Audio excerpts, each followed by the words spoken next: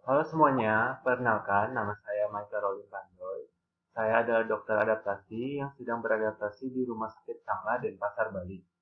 Pada kesempatan hari ini, saya mau membagikan sedikit tentang intraoperatif, intraoperatif care dari anestesi.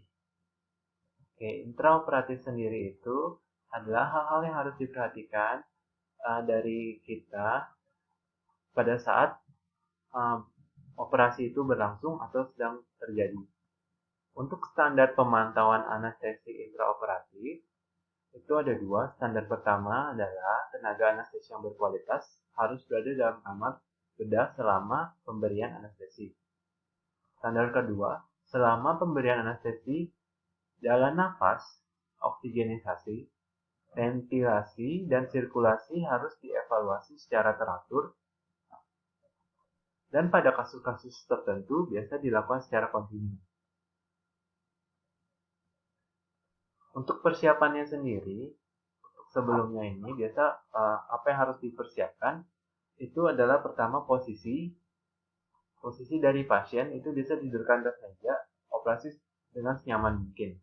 Nah, posisi itu harus diperhatikan karena tiap operasi mungkin dengan posisi yang berbeda-beda. Pasien mempunyai posisi tubuh yang berbeda-beda. Kedua, IV line, IV yang sudah disiapkan untuk pemberian premedikasi, induksi, dan proses maintenance. Ketiga, monitor. Monitor itu untuk memantau tanda-tanda vital pasien. Keempat, saturasi oksigen. Monitored anesthesia care. Ini adalah istilah yang digunakan ketika seorang anestesiologi memonitor pasien yang menerima anestesi lokal atau mengelola obat tambahan untuk pasien menjalani prosedur diagnostik atau terapeutik. Menurut ASA, definisinya adalah anestesiologi telah diminta untuk memberikan layanan anestesi spesifik untuk pasien tertentu yang menerima anestesi lokal atau dalam beberapa kasus tidak ada anestesi semua. Tujuan dari monitored anesthesia care ini adalah menyediakan analgesia, sedasi,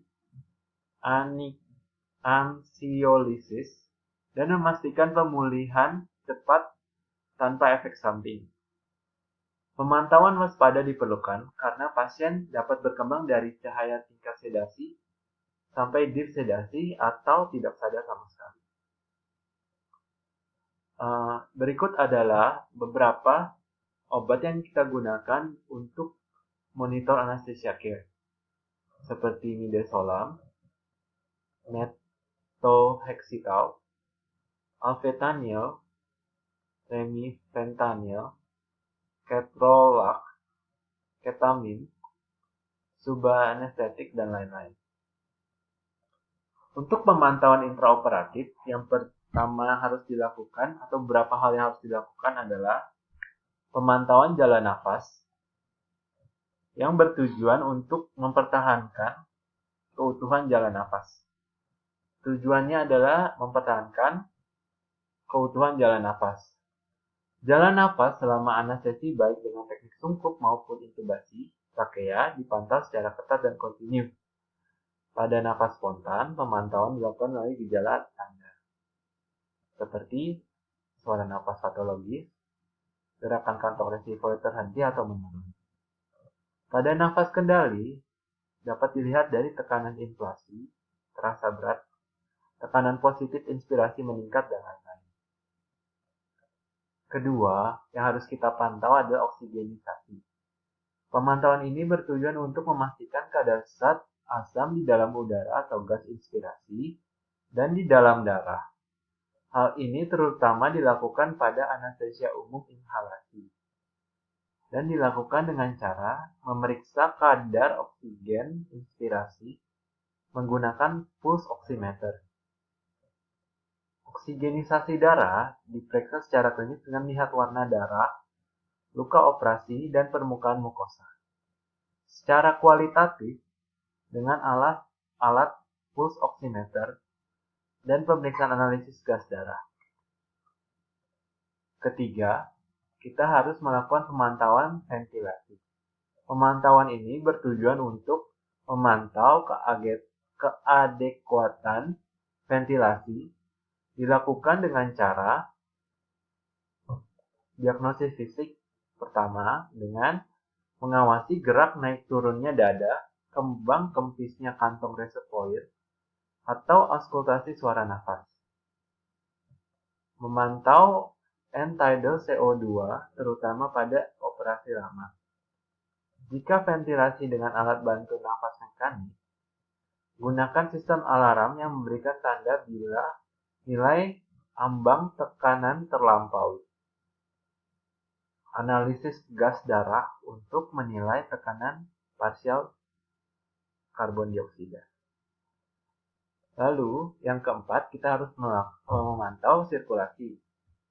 Pemantauan sirkulasi ini pun bertujuan untuk memastikan fungsi sirkulasi yang adekuat dilakukan dengan cara seperti menghitung denyut nadi, mengukur tekanan darah secara non-invasif dengan tensimeter, mengukur tekanan darah secara invasif, EKG, dan disertai oksimetri denyut, menilai produksi urin, mengukur tekanan vena sentral dan kanulasi vena sentral.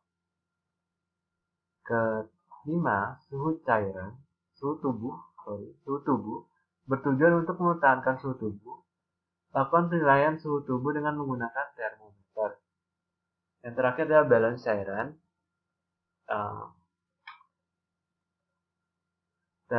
Ini sekian dari saya untuk intraoperatif.